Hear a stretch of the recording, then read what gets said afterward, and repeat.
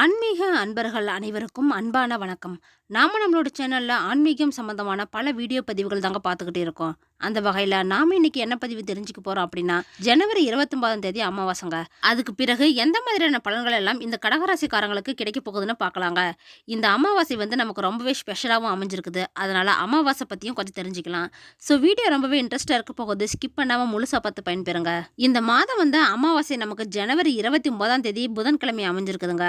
இந்த வருஷத்தோட முதல் அமாவாசையும் இதுதான். அது மட்டும் இல்லாம இது வந்து தை அமாவாசையும் கூட தாங்க. அதுதான் ரொம்ப பெரிய ஸ்பெஷலு. ஆக்சுவலா பாத்தீங்கன்னா அமாவாசை திதி வந்து ஜனவரி 28ஆம் தேதி நைட்டு 8 மணி 10 நிமிஷத்துல இருந்து ஆரம்பிச்சு ஜனவரி 29ஆம் தேதி நைட்டு 7 மணி 21 நிமிஷம் வரைக்குமே இந்த அமாவாசை திதியானது நமக்கு அமைஞ்சிருக்குதுங்க. ஸோ இந்த அமாவாசை அன்னைக்கு யாரெல்லாம் கோயிலுக்கு போயிட்டு நைட்ல தங்கியிருந்து சாமி கும்பிடுறீங்களோ அவங்க எல்லாருமே ஜனவரி 28ஆம் தேதி போலாங்க. ஏன்னா அன்னைக்கு நைட்டு முழுசாவே அமாவாசை திதி தான்.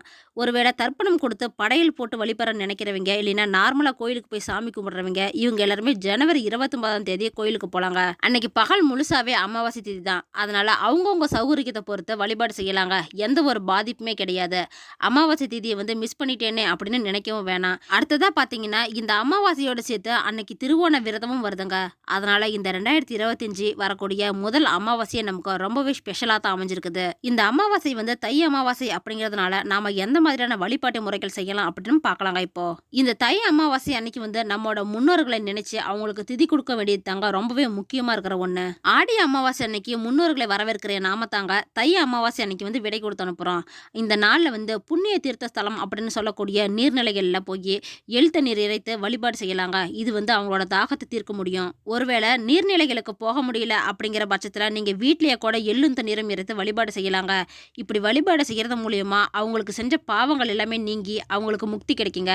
நம்முடைய முன்னோர்கள் வந்து காக்கை உருவத்துல வீட்டுக்கு வரதா தாங்க ஐதீகம். அதனால இந்த அமாவாசை அன்னைக்கு அவங்களுக்கு பிடிச்ச உணவை நம்ம படைச்சு அது வந்து காக்காவுக்கு சாப்பாடு அளிக்கிறது மூலியமா ரொம்பவே நல்ல பலன்கள் கிடைக்குங்க. வருஷத்துல 3 முக்கிய அமாவாசை வந்து வருங்க. அதுல பாத்தீங்கன்னா தை அமாவாசை, ஆடி அமாவாசை, மகாலய அமாவாசை. இந்த 3 அமாவாசை தினத்துல வந்து நம் முன்னோர்களுக்கு தர்ப்பணம் கொடுத்து படையல் போட்டு வழிபட வேண்டிய முக்கியமான நாளா சொல்லப்படுதுங்க. வருஷத்துல வரக்கூடிய மத்த அமாவாசை திதியில வந்து நீங்க தர்ப்பணம் செஞ்சு வழிபாடு செய்ய முடியல அப்படின்னாலுமே கூட இந்த 3 முக்கியமான அமாவாசை வந்து தவற விட்டுடாதீங்க. அதுல ஒண்ணுதாங்க இந்த தை அமாவாசை. அன்னைக்கு வந்து யாரெல்லாம் படையல் போட்டு நீங்க வழிபாடு செய்கிறீங்க அப்படின்னு கமெண்ட் பாக்ஸ்ல சொல்லுங்க. கூடவே முன்னோர்களை பிடிச்சவங்க எல்லாரும் ஒரு லைக்கும் பண்ணிடுங்க. தை அமாவாசை அப்படிங்கிறது வந்து சூரியனின் முக்கியமான நாளுங்க. ஏன்னா சூரியன் வந்து தை மாசத்துல தான் மகர ராசியில சஞ்சரிக்கிறாரு. அதாவது சனியின் வீடான மகரத்துல வந்து அவரோட தந்தையான சூரியன் வந்து பிரவேசிக்கிறாருங்க. இதனால சூரியனை பித்ருகாரகன் அப்படின்னும் சந்திரனை வந்து மதுர்காரகன் அப்படின்னும் நம்ம முன்னோர்கள் வந்து சொல்லியிருக்கிறாங்க. சூரியனும் சந்திரனும் சனியின் வீட்டில் சஞ்சரிக்கிறதுனால தான் இந்த தை அமாவாசை வந்து கூடுதல் சிறப்பாக பார்க்குறாங்க எல்லாருமே. அந்த வகையில் பார்த்தீங்கன்னா இந்த நாட்களை வந்து ஒரு புண்ணிய காலம் அப்படின்னே சொல்லலாங்க. இந்த நாளில் வந்து நம்ம என்ன செய்யணும் அப்படின்னு பார்த்தீங்கன்னா முன்னோர்களை நினைச்சு ஃபர்ஸ்ட் தர்ப்பணம் கொடுக்கணுங்க. அதுதான் ரொம்பவே முக்கியம். தர்ப்பணம் செஞ்சதுக்கு அப்புறமா வீட்டுக்கு திரும்ப வந்துட்டு மறைந்த நம்மளோட முன்னோர்களோட போட்டோவை எடுத்து வச்சு சுத்தம் செஞ்சு அதை வந்து வடக்கு பக்கம் இல்லைன்னா கிழக்கு திசையில வச்சு சந்தன குங்குமம் இட்டு துளசி மாலை சாத்தணுங்க.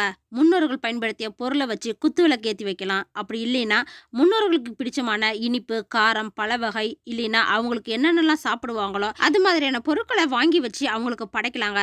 அது மட்டும் இல்லாம கோதுமை, தவிடு, அகத்திக்கீரை இது எல்லாமே முன்னாடி நாளே நம்ம ஊற வச்சுட்டு அமாவாசையான அன்னைக்கு வந்து பசுவுக்கு அதை தானமாகவும் கொடுக்கலாம். இது மாதிரி முன்னோர்களுக்கு பிடிச்சமான உணவு வந்து நம்ம படையல் போட்டு வழிபடுறது மூலயமா அவங்களுக்கு வந்து மன திருப்தி அடைந்து நமக்கு நல்லாசி கொடுப்பாங்க. தெய்வத்தோட அருள் வந்து பெறுவதை விடவே இந்த முன்னோர்களோட அருள் பெறது தாங்க ரொம்பவே முக்கியம். ஏன்னா அதுதான் நம்மளோட குடும்பத்தை வந்து நல்ல முறையில அடுத்த தலைமுறைக்கும் வாழ வைக்குங்க. வீட்டில் வந்து தெய்வ சம்பந்தமான பூஜைகளை வந்து நம்ம முன்னோருக்கு தர்ப்பணம் செய்கிறப்ப செய்ய வேணாங்க. கொஞ்ச நேரம் தள்ளி வச்சுக்கோங்க. தர்ப்பணம் செஞ்சு முடிச்சுட்டு அதுக்கப்புறமா நம்ம பூஜையை வந்து செஞ்சுக்கலாம். மேக்ஸிமம் பார்த்தீங்கன்னா எல்லார் வீட்லையுமே மதியானமே பூஜை போடுறது வழக்கம் வந்து இருக்குதுங்க. இந்த அமாவாசை நாளில் நாம என்ன செய்யக்கூடாது அப்படின்னு பார்த்தீங்கன்னா அமாவாசை நாளில் வந்து மாமிசம் சாப்பிடக்கூடாதுங்க. தர்ப்பணம் செய்யறப்ப கருப்பு எல்லை வந்து மற்றவங்கிட்ட இருந்து கடன் வாங்கவும் கூடாது. தண்ணியில இருந்துகிட்டு கரையில வந்து தர்ப்பணம் செய்யக்கூடாதுங்க. அதே மாதிரி தான் கரையில நின்றுகிட்டும் தர்ப்பணம் வந்து தண்ணியில செய்யக்கூடாது. தர்ப்பணம் செய்யறப்ப வந்து நம்ம கிழக்கு முகமா பார்த்து செய்யணும். அதுவும் தண்ணியில வந்து ஒரு முழங்கால் அளவுக்காவது இறங்கி அதுக்கப்புறமா தாங்க நம்ம இதை செய்யணும். இந்த தை அமாவாசை வழிபாடு வந்து பல கோவில்ல வந்து ரொம்பவே திருவிழாவா கொண்டாடுறாங்க. அதுல பாத்தீங்கன்னா திருநெல்வேலி ஸ்ரீவெல்லிபுத்தூர் கோவில்ல வந்து ஆண்டுதோறுமே தை அமாவாசை அன்னைக்கு வந்து லட்ச தீபம் ஏத்துறாங்க. அது மட்டும் இல்லாம புகழ்பெற்ற ராமேஸ்வரத்துல வந்து ராமநாத சுவாமியும் அம்மாளுடன் தை அமாவாசை அன்னைக்கு அக்னி தீர்த்தத்துக்கு திருவீதி உலா வராங்க. இது கூடவே இந்த அமாவாசை அன்னைக்கு வந்து பல்லாயிரக்கணக்கான பேர் வந்து தர்ப்பணம் செஞ்சுட்டு கூட்டிட்டு போறாங்கங்க. இவ்வளவு சிறப்பு வாய்ந்த இந்த அமாவாசைக்கு பிறகு இந்த கடகராசிக்காரங்களுக்கு எந்த மாதிரியான பலன்கள் எல்லாம் கிடைக்க போகுதுன்னு இப்ப தொடர்ந்து பார்க்கலாம். இந்த கடகராசிக்காரங்களை பொறுத்த வரைக்கும் பாத்தீங்கன்னா, உங்க ராசி அதிபதியா இருக்கக்கூடிய சந்திர பகவான் இந்த டைம் வந்து ரொம்பவே ஆட்சி பலத்தோட வலிமையா இருக்கிறாருங்க. உங்களுக்கு இப்ப அஷ்டம சனி நடந்துகிட்டு இருக்குதுங்க. இந்த அஷ்டம சனி நடந்தாலே மனம் சார்ந்த விஷயத்துல ஏதாவது தொந்தரவு பிரச்சனை ஏற்படுத்திக்கிட்டே தான் இருக்கும். மனநிலை நல்லா இல்லை அப்படின்னு நீங்க சொல்லி வருத்தப்படக்கூடிய சூழ்நிலை இருந்திருக்குங்க. ஆனா இப்ப இந்த அமாவாசைக்கு பிறகு வந்து மனநிலையில இருந்து வந்த எல்லா விதமான நெகட்டிவ் தாட் எல்லாமே நீங்கி ஒரு பாசிட்டிவ் எண்ணம் வந்து உருவாகுங்க. ஏன்னா தன்னம்பிக்கை காரகன் கிரகம் அப்படின்னு சொல்லக்கூடிய சூரிய பகவான் உங்க ராசியை பார்க்கறாரு. உங்களுக்கு தனத்தை கொடுக்கக்கூடியவன், குடும்பத்தை அமைக்கக்கூடியவன், வாக்குஸ்தானத்தின் அதிபதியான சூரியன், தன்னம்பிக்கைக்கு காரகன் ஆக இருக்கக்கூடிய சூரிய பகவான் வந்து உங்க ராசியை பார்க்கறதுனால நிச்சயமா இந்த அஷ்டம சனியின் மனசக்கிலோட தவித்து கொண்டிருக்கிறவங்களுக்கு நல்ல ஒரு காலம் பிறக்க போகுதுங்க. இன்னும் சொல்ல போனா 2 மாசத்துல கம்ப்ளீட்டாவே இந்த அஷ்டம சனி முடியறதுனால வாழ்க்கையில ஒவ்வொரு படியா நீங்க முன்னேறிக்கிட்டு போவீங்க. ரொம்பவே சோதனைகள் எல்லாமே நீங்க பார்த்திருப்பீங்க. மனதளவிலும் சரி உடல் அளவிலும் சரி கிட்டத்தட்ட ஒரு 80% கடகராசிக்காரங்களுக்கு வந்து அப்படித்தாங்க இருந்திருக்கும். அதே சமயத்துல பாத்தீங்கன்னா குடும்பம் சார்ந்த விஷயத்துல கூட பல பிரச்சனைகளை நீங்க சந்திச்சு தான் இருப்பீங்க. பணம், குடும்பம், வாக்கு இது எல்லாமே சரியா இல்ல அப்படின்னு நினைப்பீங்க. அந்த நிலைமை எல்லாமே மாறி வாழ்க்கையில வந்து ஒரு வெளிச்சம் உருவாக போகுதுங்க.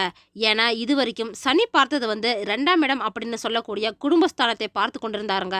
இப்போ சுக்கிர பகவான் வந்து 2ஆம் இடத்தை பார்க்கறாரு. சுக்கிர பகவான் அப்படிங்கிறதுனால களத்திரக்காரகனுங்க. அதனால கணவன் மனைவிக்கு இடையில இருந்து வந்த பிரச்சனைகள் எல்லாமே விலகக்கூடிய நிலை தாங்க இப்போ உருவாக போகுது. ஏற்கனவே பிரிஞ்சிருந்த ஹஸ்பண்ட் ஒய்ஃப் கூட இப்போ ஒன்று சேருவீங்க.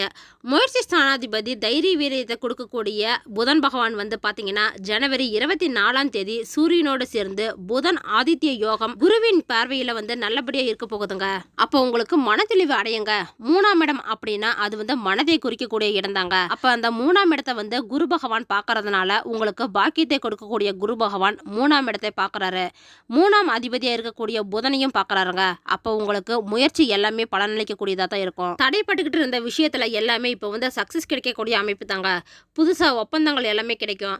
டிராவல் சம்பந்தமாகவும் நடக்குங்க அதிகமா. அதிலும் வெளிநாட்டுக்கு கடல் கடந்து போவீங்க. ஷார்ட் டைம் டிராவல் எல்லாமே உங்களுக்கு அனுகூலத்தை கொடுக்குங்க. புதிய நபர்களின் நட்பு தொடர்பு இது எல்லாமே உண்டாகும். கலைத்துறையை சார்ந்தவங்களுக்கு பார்த்தீங்கன்னா இந்த கடகராசிக்காரங்களுக்கு இந்த அமாவாசை பிறகு வந்து சாதனை செய்யக்கூடிய வாய்ப்பு வந்து இருக்குதுங்க. ஏன்னா சுக்கிரன் இப்போ 8ல் போய் மறைஞ்சிருக்கிறாருங்க. ஒரு சில ப்ரெஷர் வந்து இருந்துகிட்டு தான் இருக்கும். இந்த டைம் வந்து ஜனவரி 28ஆம் தேதி வரைக்குமே சுக்கிரன் 8ல் போய் மறைகிறாரு. சுக்கிரனுக்கு 3-8 மறைவு ஸ்தானம் அப்படிங்கிறதுனால அங்க போய் மறைஞ்சிருக்கிறாருங்க. ஆனா அதே சுக்கிரன் வந்து ஜனவரி 28ஆம் தேதி வந்து மீனம் ராசிக்கு போறாரு.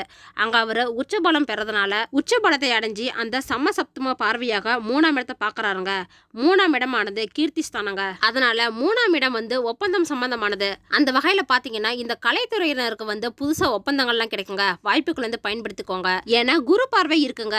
குரு பகவான் வந்து லாபஸ்தானத்தை பார்க்கறாரு. அதனால மகிழ்ச்சி, சந்தோஷம், லாபம் இது எல்லாமே கிடைக்கும். சோ கலைத்துறையில கஷ்டப்பட்டுட்டு இருக்கிறவங்களுக்கு இந்த கடகராசிக்காரங்களுக்கு வந்து இது ஒரு விடிவு காலம் அப்படின்னு சொல்லலாங்க. 4ஆம் அதிபதியா இருக்கக்கூடிய சுக்கிர பகவான் வந்து 8ல் போய் மறைஞ்சிருக்கிறாருங்க. அப்ப பாத்தீங்கன்னா வண்டி வாகனத்துல வந்து சில ரிப்பேர்லாம் ஆகும். அதனால வீட்டுல வந்து நிம்மதி இல்லாம நெகட்டிவ் எண்ணங்கள் கொடுக்கக்கூடிய காலகட்டம் தாங்க இது. ஆனா இது எல்லாமே இந்த அமாவாசைக்கு பிறகு தலைகீழா மாறப்போகுதுங்க. அதுக்கப்புறமா பாத்தீங்கன்னா வீடு, நிலம், புதுசா வண்டி வாகனம் வாங்கக்கூடிய யோகம் வந்து உங்களுக்கு சிறப்பா இருக்குதுங்க. 4ஆம் அதிபதி 8ஆம் இடத்துல அட்டமா ஸ்தானத்துல உட்கார்ந்து இருக்கிறாருங்க. அப்ப வந்து உங்களோட அம்மாவோட உடல்நிலையில ஒரு சில பிரச்சனைகள்லாம் வருங்க. அதாவது பாத்தீங்கன்னா ஒரு வகையான பாதிப்பெல்லாம் வந்திருக்குங்க.